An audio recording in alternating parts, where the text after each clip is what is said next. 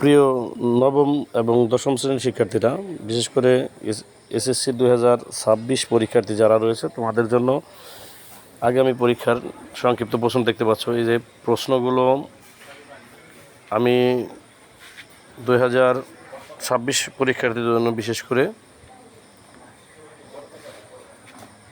পরিসংখ্যান অধ্যায় থেকে, অর্থাৎ 17 নম্বর অধ্যায় থেকে তোমাদের যেই প্রশ্নগুলো সংক্ষিপ্ত প্রশ্ন আকারে হওয়ার সম্ভাবনা রয়েছে সেই প্রশ্নগুলো দেওয়ার চেষ্টা করেছি।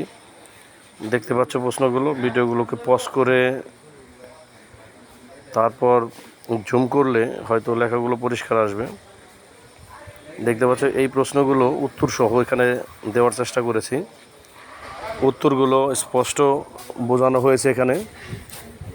উত্তরগুলো দেখে তোমরা এই প্রশ্নগুলো মুখস্থ করবে। 17 নম্বর অধ্যায় থেকে এর বাইরে আর কোনো সংক্ষিপ্ত প্রশ্ন হয়তো বা প্রয়োজন হবে না। এই প্রশ্নগুলো পড়লে ইনশাল্লাহ আশা করতে পারি তোমাদের সব কিছুই কমন পড়বে। তো এই প্রশ্নগুলোই পড়বে। এখানে সর্বমোট 28টি প্রশ্ন দেওয়া রয়েছে। এই 28টি প্রশ্ন ইনশাল্লাহ আল্লাহর রহমতে তোমাদের হয়ে যাবে।